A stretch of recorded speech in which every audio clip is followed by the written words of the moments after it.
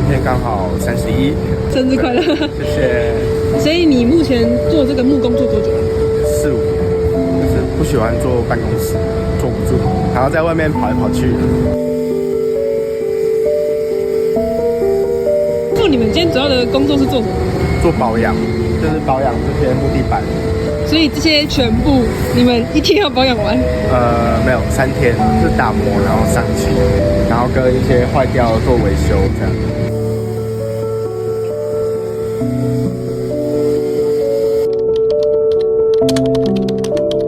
没有目前家人也都是蛮支持的，朋友也是啊。就我们下班还是会清理一下，尽量保持干净。